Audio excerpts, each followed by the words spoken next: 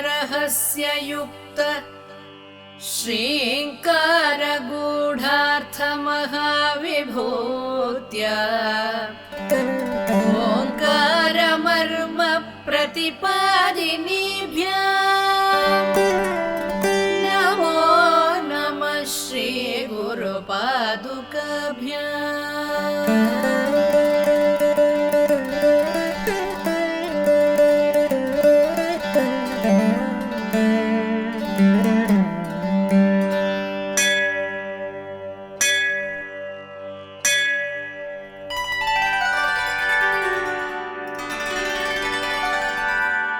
कलाभ्यां चूडालंकृत शशिकलाभ्यां निजतपः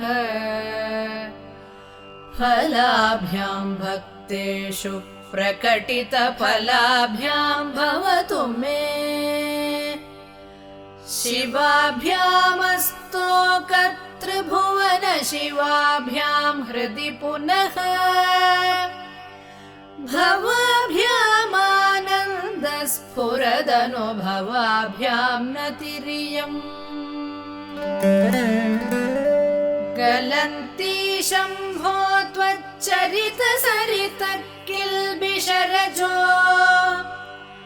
दलन्ती धीकुल्पा सरणिषु पतन्ती विजयताम् दिशन्ति संसार भ्रमण परितापोपशमनम् वसन्ति मच्चेतो हृद भुवि शिवानन्दलहरी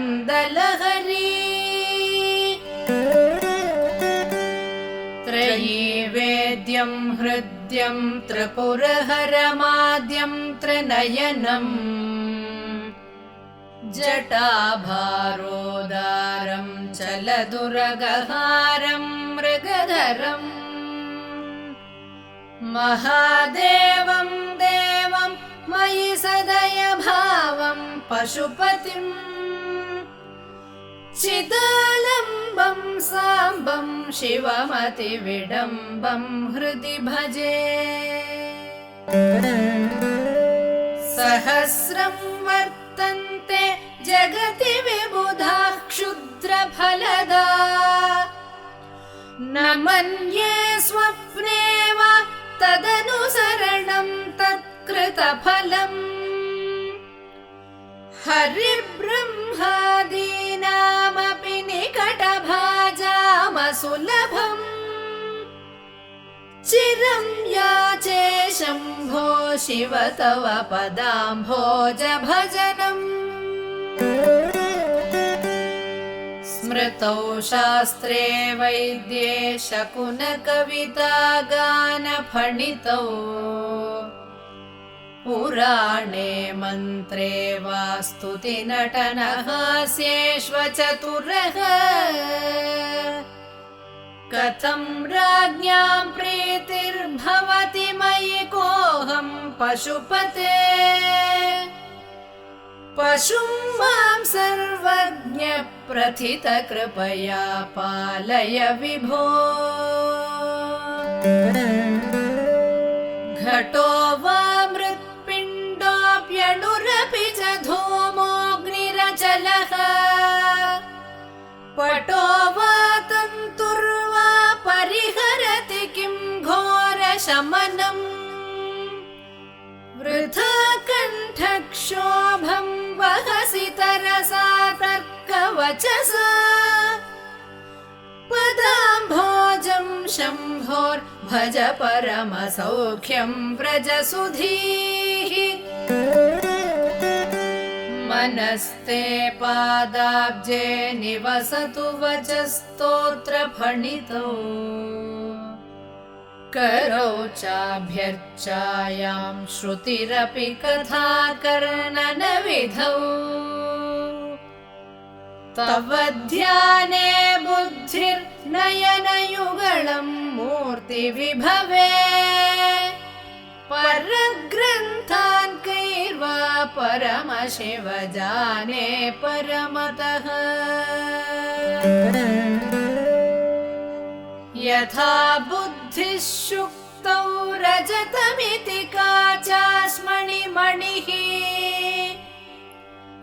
जले पैष्टे क्षीरं भवति मृगतृष्णासु सलिलम् तथा देवभ्रान्त्या भजति भवदन्यं जडजनो महादेवेशं त्वां मनसि च नमत्वा पशुपते गभीरे कासारे विशति विजने घोर विपिने विशाले शैले च भ्रमति कुसुमार्थं जडमतिः समर्प्यैकं चेतः सरसिजमुमानाथ भवते सुखेनावस्थातुं जनैः न जानाति किमहो नरत्वं देवत्वं न गवनमृगत्वं मशकता पशुत्वं कीटत्वं भवतु विहगत्वादिजननम् सदा त्वत्पादाब्जस्मरण परमानन्दलहरी विहारासक्तं चेद्धृदयमिह किं तेन वपुषा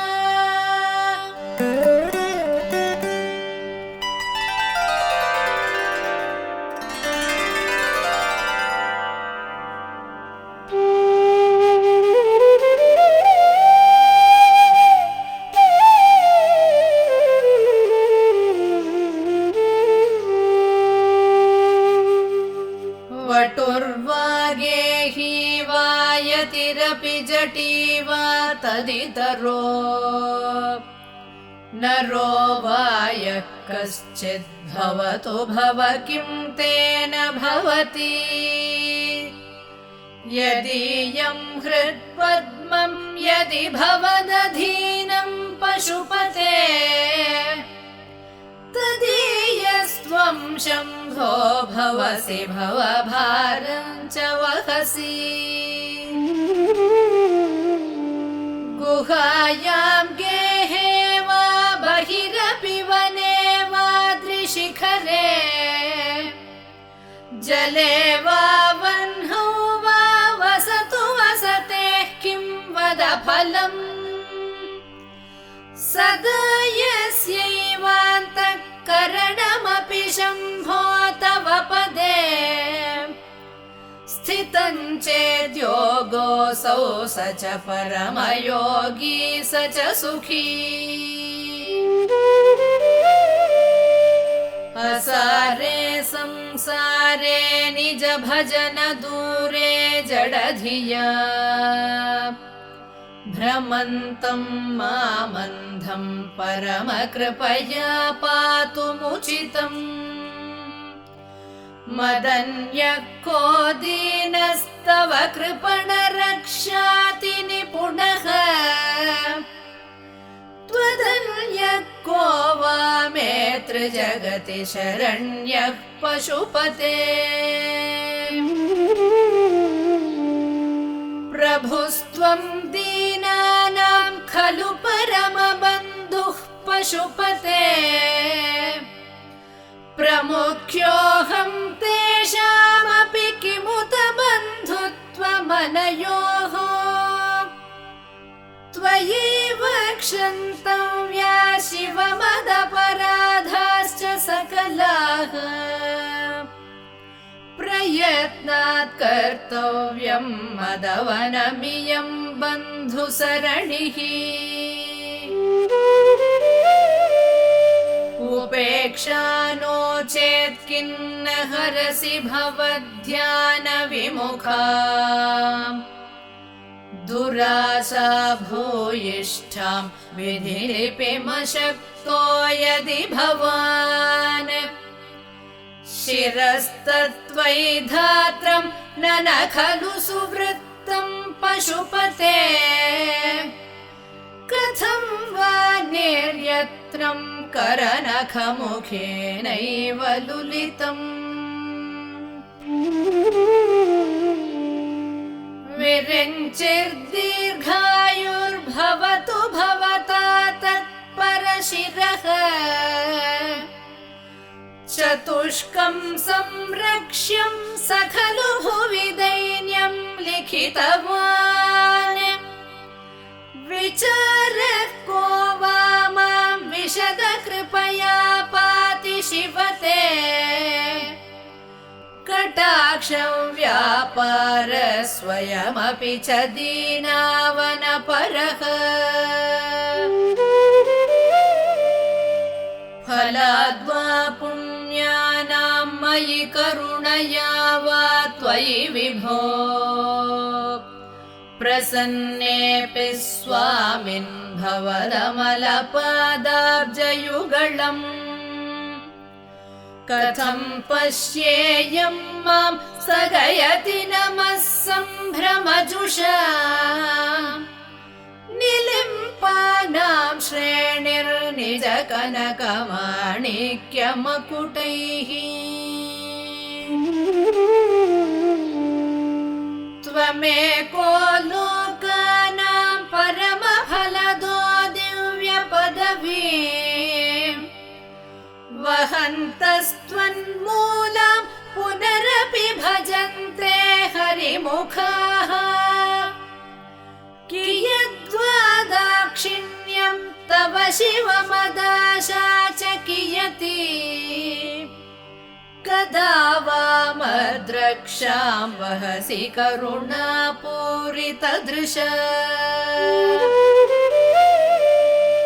दुराशा भूयिष्ठे दुरधिपगृहद्वारघटके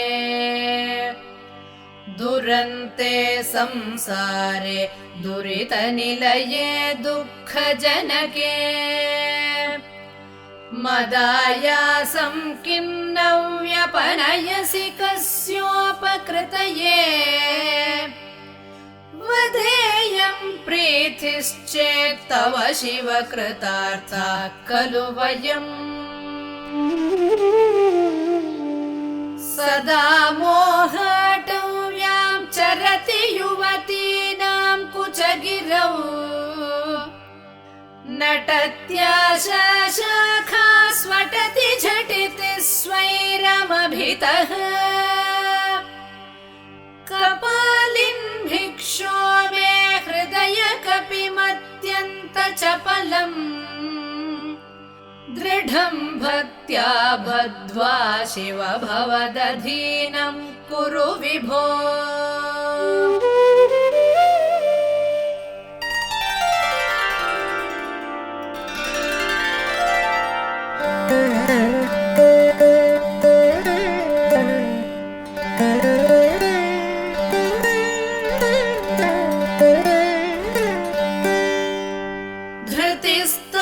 धृतिस्तम्भाधारां दृढगुणनिबद्धां सगमनां विचित्रां पद्माढ्यां प्रतिदिवस सन्मार्गघटितां स्मरारे मच्चेतस्फुटपटकुटीं प्राप्य विशदां जयस्वामिन् शक्त्या सह शिवगणैः सेवित विभो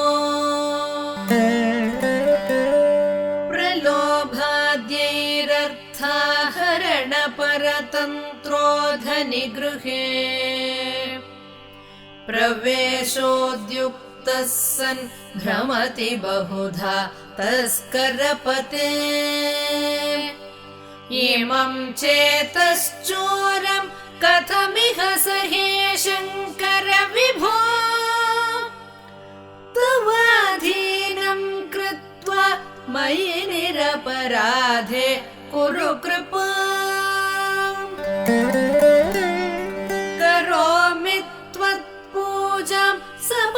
सुखदो मे भव विभो विधित्वं विष्णुत्वं दिशसि खलु तस्याः फलमिति पुनश्च त्वां द्रष्टुं दिवि भुवि वहन् पक्षिमृगदा अदृष्ट्वा तत्खेदं कथमिह सहे शङ्कर विभो कदा वा कैलासे कनकमणिसौधे सह गणैः वसन् शम्भोरग्रे स्फुटघटितमूर्धाञ्जलिपुटः विभो साम्ब स्वामिन् परमशिव पाहीति निगदन्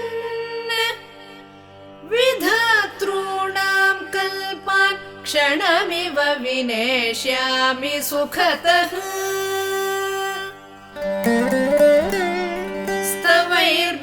स्तवैर्ब्रह्मादीनां जय जय वचोभिर्नियमिनां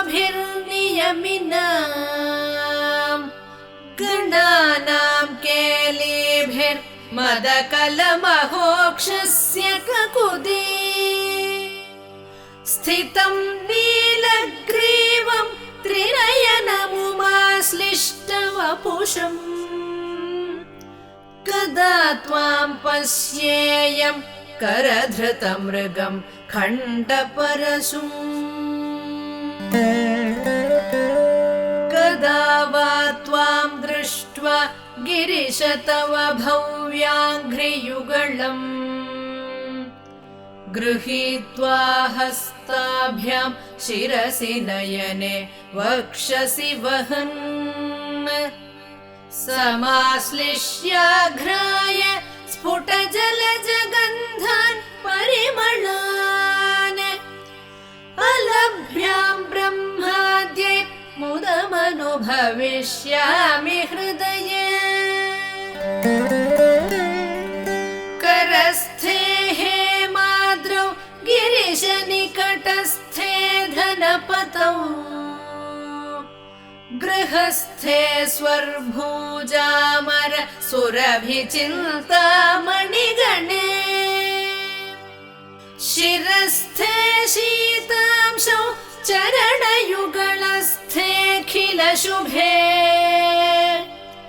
कमर्थं दास्येऽहं भवतो भवदर्थं मम मनः सारूप्यं तव पूजने शिव महादेवेति संकीर्तने सामीप्यं शिव भक्ति धुर्यजनता साङ्गत्य सम्भाषणे सालोक्यं च चराचरात्मकतनुध्याने भवानीपते सायुज्यं मम सिद्धमत्र भवति स्वामिन् कृतार्थोऽस्म्यहम्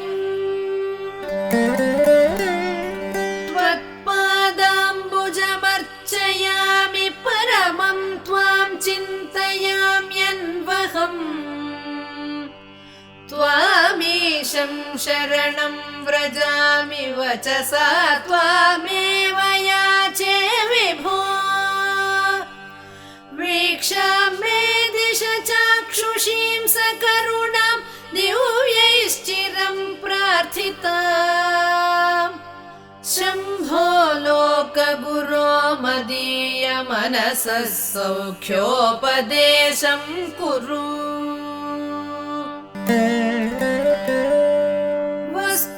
वस्त्रोद्धूतविधौ सहस्रकरता पुष्पार्चने विष्णुता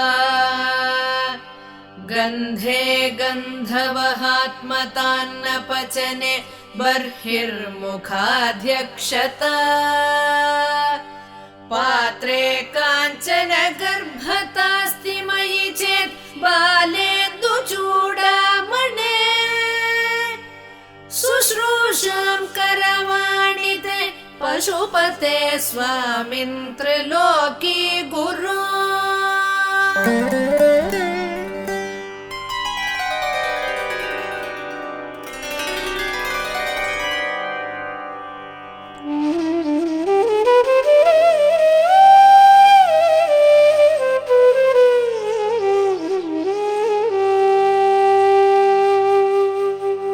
नालं वा परमोपकारकमिदं त्वेकं पशूनां पते।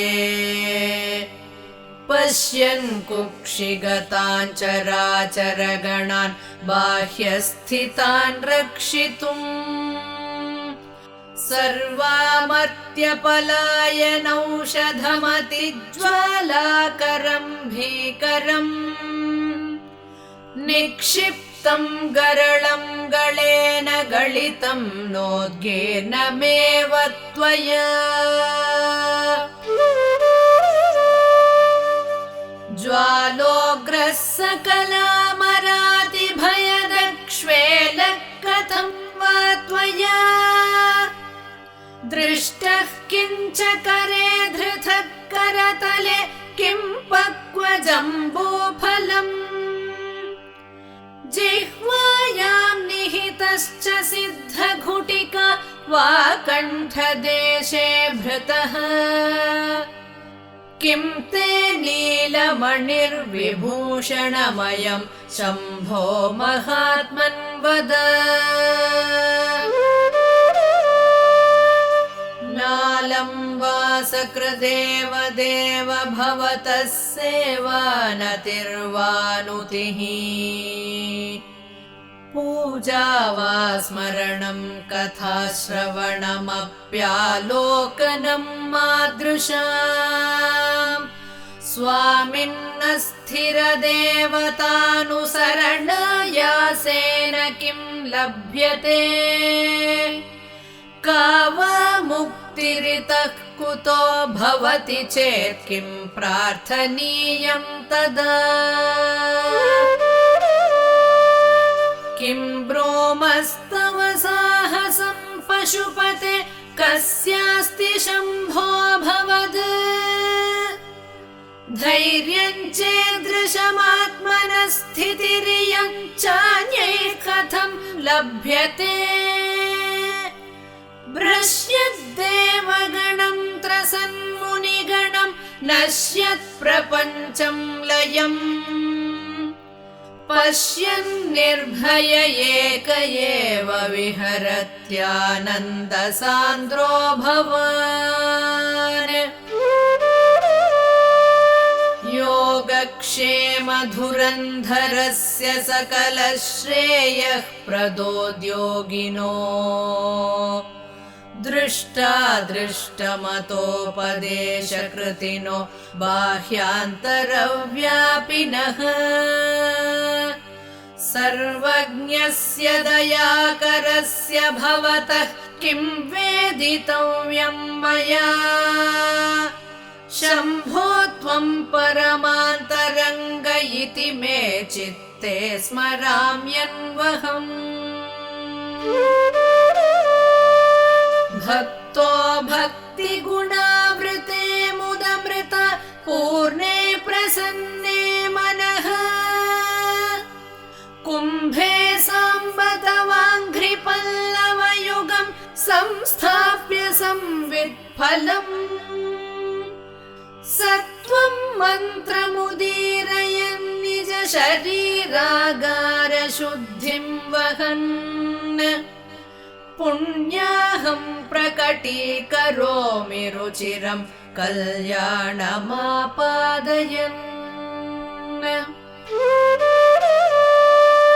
आम्नायां बुद्धिमादरेण सुमनः सङ्घासमुद्यन्मनो।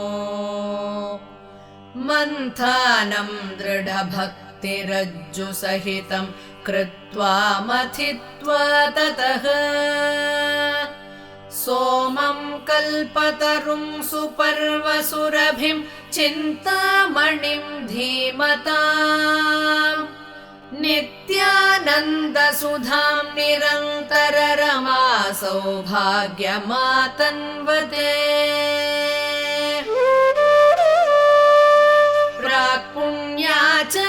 प्राक्पुण्याचलमार्गदर्शित सुधामूर्तिः प्रसन्नः शिवः सोमः सद्गुणसेवितो मृगधरः पूर्णस्तमो मोचकः चेतः पुष्करलक्षितो भवति चेदानन्दपाथो निधिः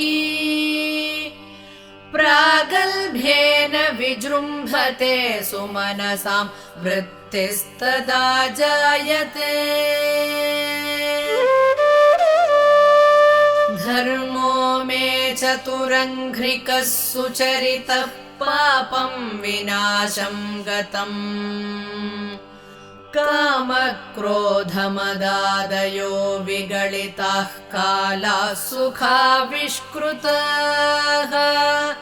ज्ञानानन्दमहौषधिः सुफलिता कैवल्यनाथे सदा मान्ये मानसपुण्डरीकनगरे राजावतंसे स्थिते धीयन्त्रेण वचो घटेन कविताकुल्योपकुल्याक्रमैः आनीतैश्च सदा शिवस्य चरिताम्भोराशि दिव्यामृतैः हृत्केदारयुताश्च भक्तिकलमाः साफल्यमातन्वते दुर्भिक्षान् मम सेवकस्य भगवन् विश्वेशभीतिः कुतः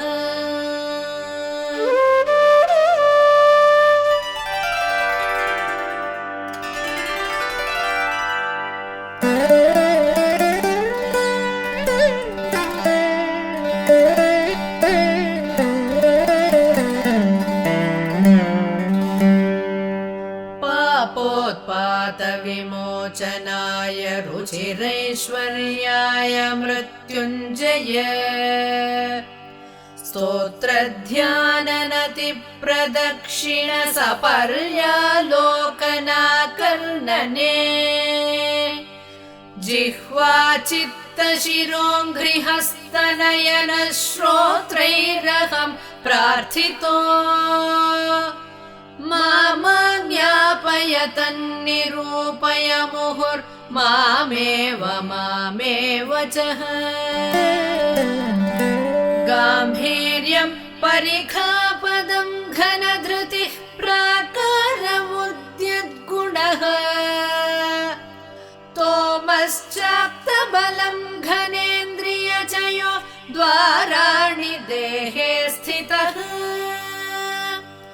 विद्यावस्तु समृद्धिरित्यखिल सामग्री समेते सदा दुर्गातिप्रिय देव मामकमनो दुर्गे निवासं कुरु मा गच्छत्वमितस्ततो गिरिशभो मप्येव वासं कुरु स्वामिन्नादिकिरातमामकमनः कान्तारसीमान्तरे वर्तन्ते बहुशो मृगामदजुषो मात्सर्यमोहादयः तान् हत्वा मृगया विनोदरुचिता लाभं च सम्प्राप्स्यसि करलग्नमृगकरीन्द्रभङ्गो घनशार्दूलविखण्डनोऽस्तजन्तुः गिरिशो विशदाकृतिश्च चेतः कुहरे पञ्चमुखोऽस्ति मे कुतोभिः छन्दःशाखिशिखान्वितैर्द्विजवरैः संसेविते शाश्वते सौख्यापादिनि खेदभेदिनि सुधासारैः फलैर्दीपिते चेतः पक्षिशिखामणे त्यज वृथा सञ्चारमन्यैरलम् नित्यं शङ्करपादपद्मयुगळी नीडे विहारं कुरु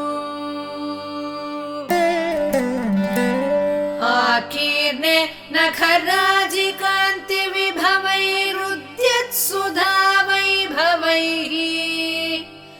आधौ तेऽपि च पद्मरागललिते हंसव्रजैराश्रिते नित्यं भक्तिवधूगणैश्च रहसि स्वेच्छाविहारं कुरु स्थित्वा मानसराजहंसगिरिजानाथाङ्घ्रिसौधान्तरे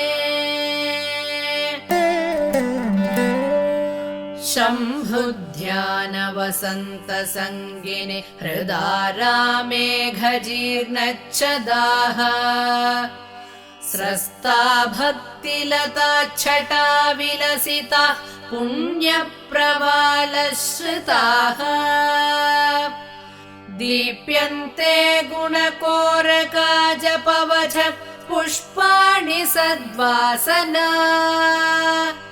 ज्ञानानन्दसुधामरन्दलहरि संवित्फलाभ्युन्नतिः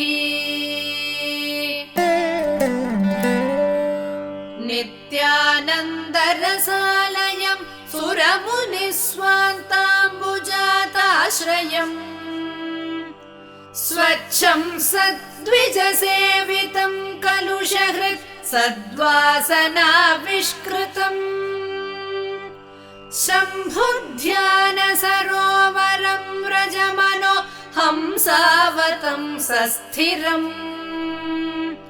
किं क्षुद्राश्रयपल्वलभ्रमणसञ्जातश्रमं प्राप्स्यसि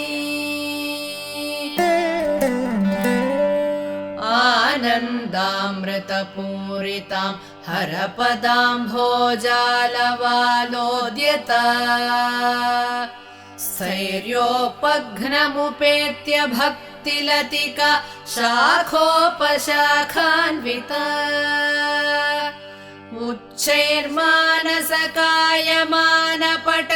उच्चैर्मानसकायमानपटलीमाक्रम्य निष्कल्मषा नित्याभीष्टफलप्रदा भवतु मे सत्कर्म संवर्धिता सन्ध्यारम्भ विजृम्भितं श्रुतिशिरस्थानान्तराधिष्ठितम् सप्रेम भ्रमराभिराममसकृत् सद्वासनाशोभितम्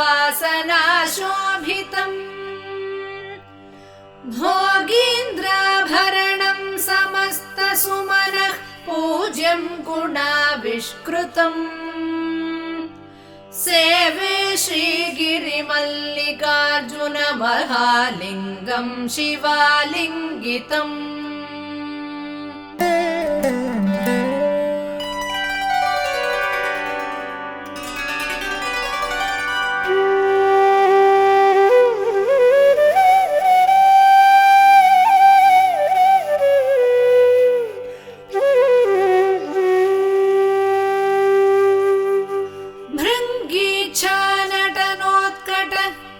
करिमदग्राही स्फुरन्माधवा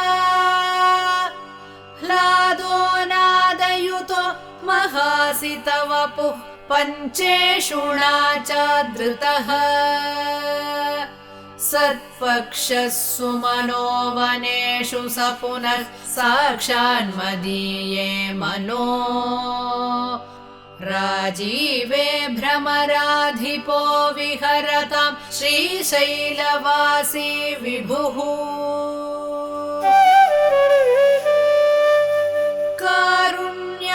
कारुण्यामृतवर्षिणं घनविपत् ग्रीष्मच्छिदाकर्मठम् विद्यासस्य फलोदयाय सुमनः संसेव्यमिच्छाकृतिम् नृत्यद्भक्तमयो जटामण्डलम् शम्भो वाञ्छति नीलकन्धर सदा त्वां मे मनश्चातकः आकाशेन शिखी समस्तफणिनां नेत्रकलापीनता अनुग्राहि प्रणवोपदेशनिनदैः केकीर्तियो गीयते श्यामां शैलसमुद्भवां घनरुचिं दृष्ट्वा नटन्तं मुदा वेदान्तोपवने विहाररसिकं तं नीलकण्ठं भजे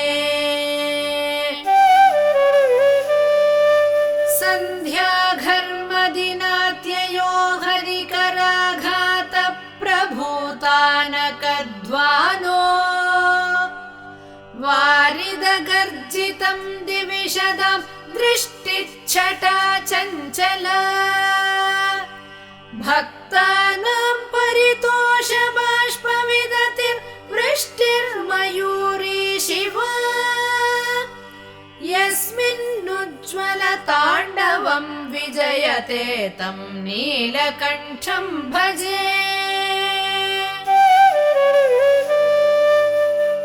आध्यायामि तेजसे श्रुतिपदे वेद्याय साध्यायते विद्यानन्दमयात्मने त्रिजगतः संरक्षणोद्योगिने ध्येयायाखिलयोगिभिः सुरगणैर्गेयाय मायाविने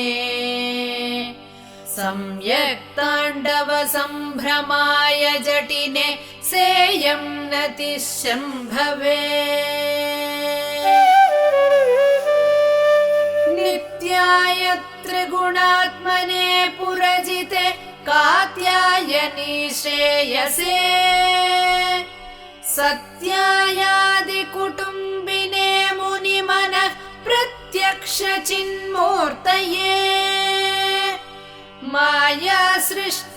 मायासृष्टजगत्त्रयाय सकलाम्नायान्तसञ्चारिणे सायं ताण्डव सम्भ्रमाय जटिने सेयं नतिशम्भवे नित्यं सोदरपोषणाय सकलानुद्दिश्य वित्ताशया व्यर्थं पर्यटनं करोमि भवतः सेवां न जाने विभो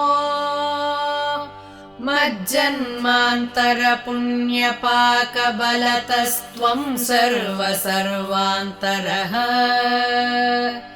तिष्ठस्येव हि तेन वा पशुपते ते रक्षणीयोऽस्म्यहम् एको वारिजबान्धवक्षितिनभो व्याप्तं तमो मण्डलम् भित्त्वा लोचनगोचरोऽपि भवति त्वं कोटिसूर्यप्रभः वेद्यः किन्न भवस्य हो घनतरं कीदृं भवेन्मत्तमः तत्सर्वं व्यपनीय मे पशुपते साक्षात् प्रसन्नो भव हंसः पद्मवनं समिच्छति यथा नीलाम्बुदं चातकः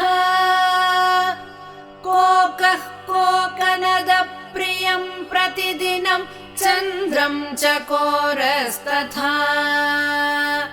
चेतो वाञ्छति मामकं पशुपते चिन्मार्गमृग्यं विभो गौरीनाथ भवत्पदाब्जयुगलं कैवल्यसौख्यप्रदम् रोधस्तोयहृतश्रमेण पथिकश्चायान्तरोर्वृष्टितः भीतस्वस्थगृहं गृहस्थमतिथिर्दीनः प्रभुं धार्मिकम् दीपं सन्तमसाकुलश्च शिखिनं शीतावृतस्त्वं तथा चेतः सर्वभयापहं व्रजसुखं शम्भोः पदाम्भोरुहम्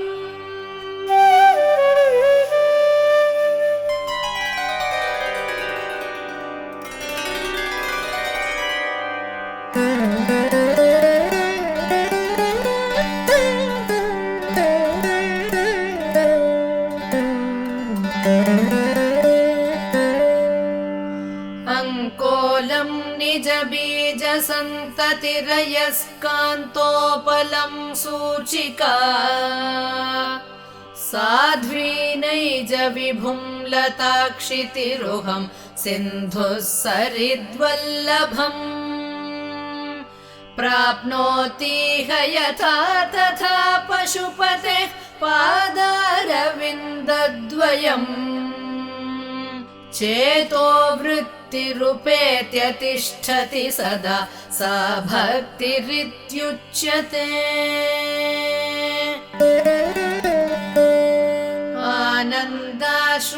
आनन्दाश्रुभिरातनोति पुलकं नैर्मल्यतश्चादनम् वाचा शङ्खमुखे स्थितैश्च जठरापूर्तिं चरित्रामृतैः रुद्राक्षैर्भसितेन देववपुषो रक्षां भवद्भावना पर्यङ्के विनिवेश्य भक्तिजननि भक्तार्भकं रक्षति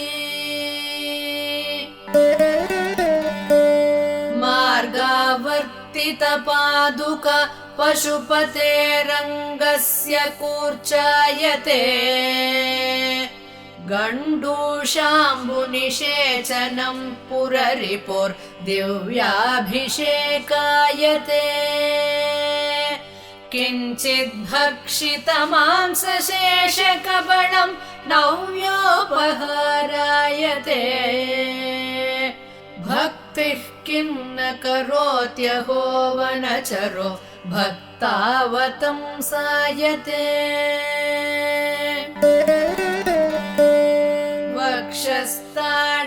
वक्षस्ताडनमन्त्रकस्य कठिनापस्मारसम्मर्दनम् भूभृत्पर्यटनं नमत्सुरशिरः कोटीरसङ्घर्षणम् कर्मेदं मृदुलस्य तावकपदद्वन्द्वस्य गौरीपते मच्चेतो मणिपादुका विहरणं शम्भो सदाङ्गीकुरु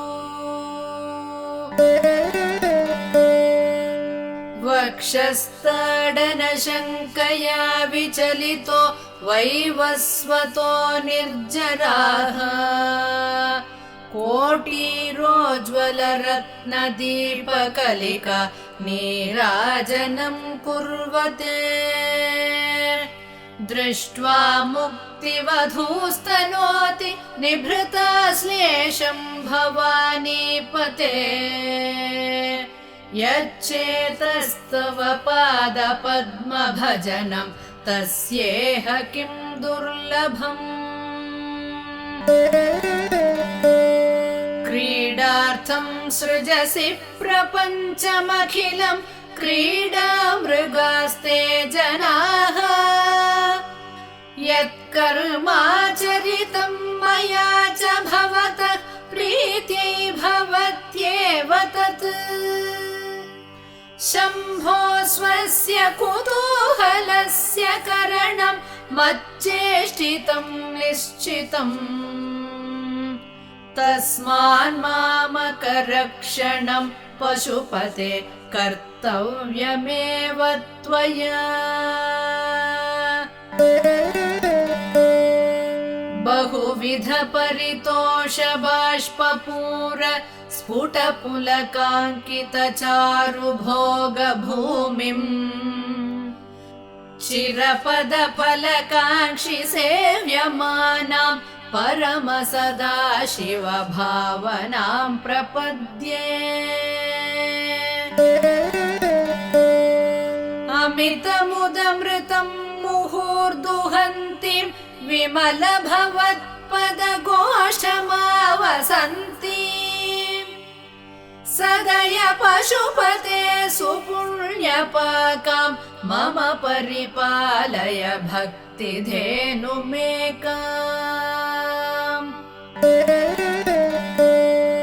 जडता पशुता कलङ्किता कुटिलचरत्वं च नास्ति मयि देव। अस्ति यदि राजमौळे भवदाभरणस्य नास्मि किं पात्रम्। अर्हसि रहसि स्वतन्त्रबुद्ध्या वरिवसितुं सुलभः प्रसन्नमूर्तिः। अगणितफलदायकः प्रभुर्मे जगदधिको हृदि राजशेखरोऽस्ति।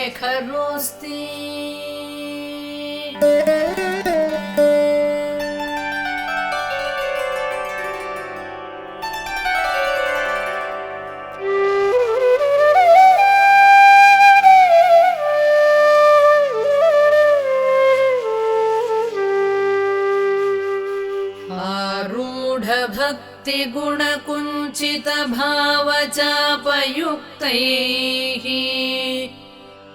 शिवस्मरणबाणगणैरमोघैः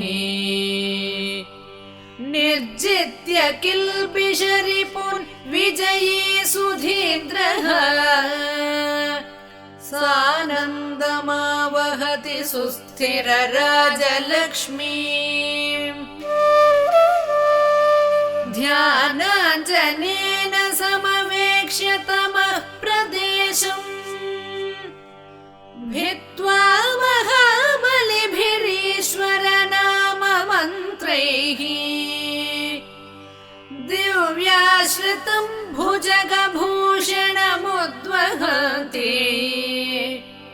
ये पादपद्ममिहते शिव ते कृतार्थः।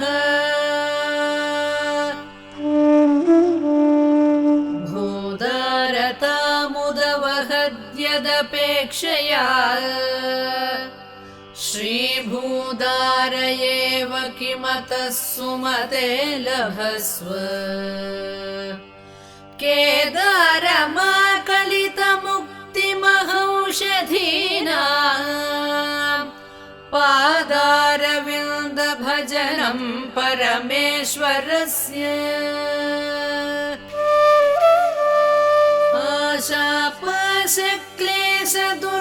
आशापाशक्लेशदुर्वासनादि भेदोद्युक्तैर्दिव्यगन्धैरमन्दैः आशाशाटीकस्य पादारविन्दम् चेतः पेटीं वासिता मे तनोतु। कल्याणिनं सरसचित्रगतिं सवेगम् सर्वेङ्गितज्ञमनघं ध्रुवलक्षणाढ्यम् चेतस्तुरङ्गमधिरुह्य चरस्मरारे नेतः समस्तजगतां वृषभाधिरूढ। भक्तिर्महेशपदपुष्करमावसन्ती कादम्बिनीव कुरुते परितोषवर्षम् सम्पूरितो भवति यस्य मनस्तटाकः तज जन्म सस्यमखिलं सफलं च नान्यत् बुद्धिस्थिरा भवितुमीश्वरपादपद्मसक्ता वधूर्विरहिणीव सदा स्मरन्ति सद्भावना स्मरण दर्शन कीर्तनादि सम्मोहितैव शिवमन्त्रजपेन विन्ते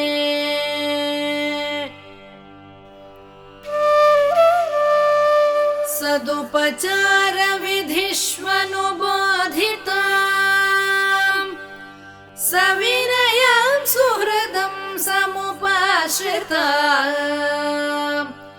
मम समुद्धर बुद्धिमिमां प्रभो वरगुणेन न ओढवधूमिव नित्यं योगी मनः सरोजदल संचार क्षमस्त्वत्क्रमः शम्भो तेन कथं कठोरयमराड्वक्षकवाटक्षतिः अत्यन्तं मृदुलं त्वदङ्घ्रियुगलं हा मे मनश्चिन्तयत् एतल्लोचन गोचरं कुरु विभो हस्तेन संवाहये येष्यत्येष जनिं मनोऽस्य कठिनं तस्मिन्नटानीति मद् रक्षायै गिरिसीम्नि कोमलपदन्यासः पुराभ्यासितः नो चेत् दिव्यगृहान्तरेषु सुमनस्तल्पेषु वेद्यादिषु प्रायसत्सु शिलातलेषु नटनं शम्भो किमर्थं तव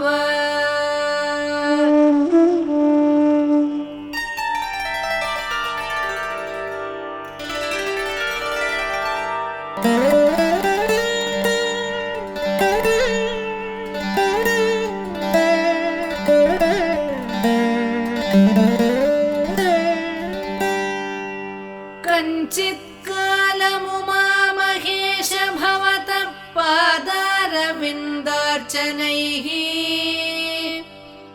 कञ्चिद्ध्यानसमाधिभिश्च नतिभिः कञ्चित् कथाकर्णनैः कञ्चिदवेक्षणैश्च नुतिभिः कञ्चिद्दशामीदृशीम् यः प्राप्नोति मुदा त्वदर्पितमना जीवन् स मुक्तः खलु बाणत्वं वृषभत्वमर्धवपुष भार्या त्वमार्यापते घोणित्वं सखित मृदङ्गवहत चेत्यादिरूपं दधौ त्वत्पादे नयनार्पणं च कृतवान् त्वद्देहभागो हरिः पूज्यात् पूज्यतरः स एव हि न चेत् को वा तदन्योऽधिकः जनन मृत्युयुतानां सेवया देवतानां न भवति सुखलेशः संशयो नास्ति तत्र अजनिममृतरूपं साम्बमीशं भजन्ते य इह परमसौख्यं ते हि धन्या लभन्ते शिव तव परिचर्या सन्निधानाय गौर्या भव मम गुणधुर्यां बुद्धिकन्यां प्रदास्ये सकल भुवन बन्धो सच्चिदानन्दसिन्धो सदय हृदय गेहे सर्वदा संवसत्वम् जलधिमथन दक्षो नैव पातालभेदी न च वनमृगयायां नैव लुब्धः प्रवीणः अशनकुसुमभूषा वस्त्रमुख्यां सपर्यां कथय कथमहं ते कल्पयानीन्दुमौळे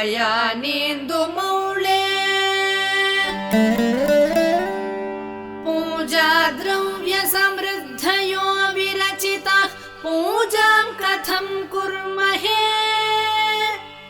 पक्षित्वं न च वाक्कीटित्वमपि न प्राप्तं मया दुर्लभम्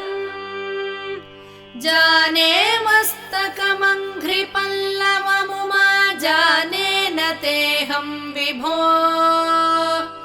न ज्ञातं हि पितामहेन हरिणा तत्त्वेन तद्रूपिणा अशनं गरलं फणीकलापो वसनं चर्म च वाहनं महोक्षः मम दास्यसि किं किमस्ति शम्भो तव पादाम्बुज भक्तिमेव देहि यदा कृताम्भोनिधि सेतुबन्धनः करस्थलाधकृतपर्वताधिपः भवानि ते लङ्घित पद्मसम्भवः तदा शिवार्चास्तव भावनक्षमः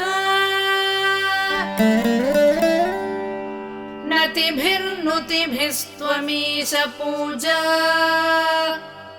विधिभिर्ध्यानसमाधिभिर्न तुष्टः धनुषा मुसलेन चाश्मभिर्वा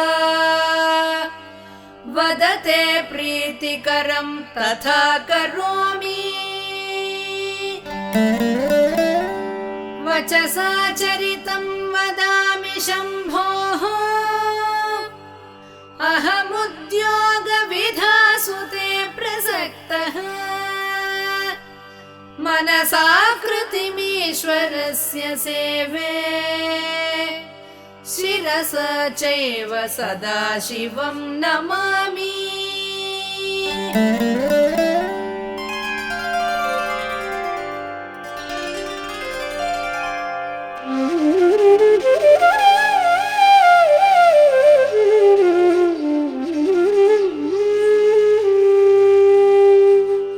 आद्या विद्या हृद्गता निर्गतासीत् विद्या हृद्या हृद्गता त्वत्प्रसादात् सेवे नित्यं श्रीकरं त्वत्पदाब्जम् भावे मुक्तेर्भाजनं राजमौळे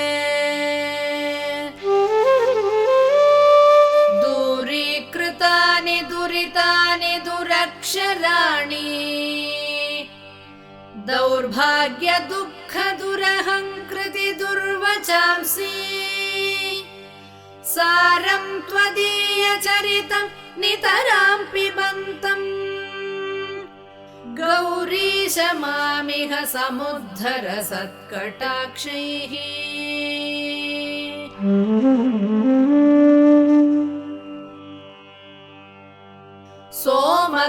सोमकलाधरमौळौ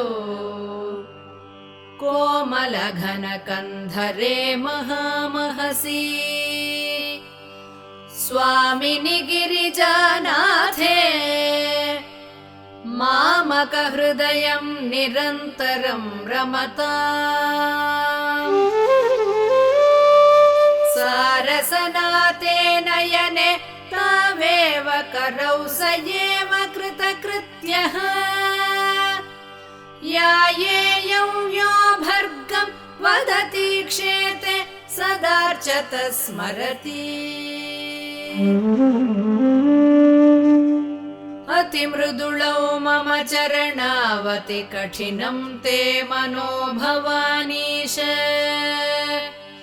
इति विचिकित्सां सन्त्यज शिव कथमासीद्गिरौ तथा प्रवेशः धैर्याङ्कुशेन निभृतं रभसादाकृष्य भक्तिशृङ्खलया पुरहर चरणालाने हृदयमदेभं बधान चिद्यन्त्रैः प्रचरत्यभितः प्रगल्भवृत्त्या मदवानेश मनः करीगरीयान् परिगृह्य नयेन भक्तिरज्वा परमस्थाणुपदं दृढं नयामुम्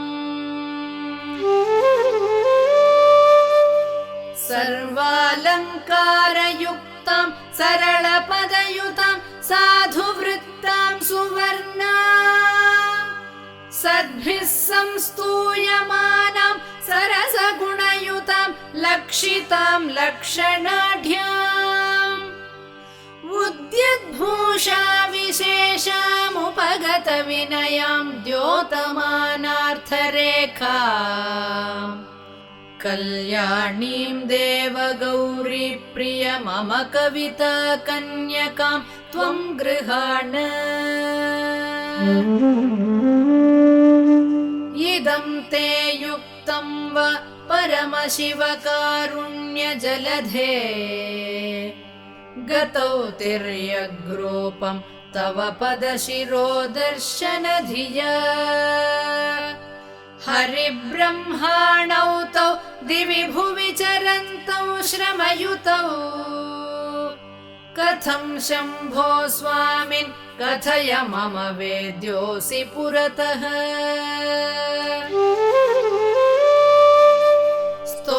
स्तोत्रेणालमहं प्रवच्मि न मृषा देवा विरिञ्चादयः स्तुत्यानां गणना प्रसङ्गसमये त्वामग्रगण्यं विदुः माहात्म्याग्रविचारण प्रकरणे धानातुषस्तोमवत् धूतास्त्वां विदुरुत्तमोत्तमफलं शम्भो भवत्सेवकाः।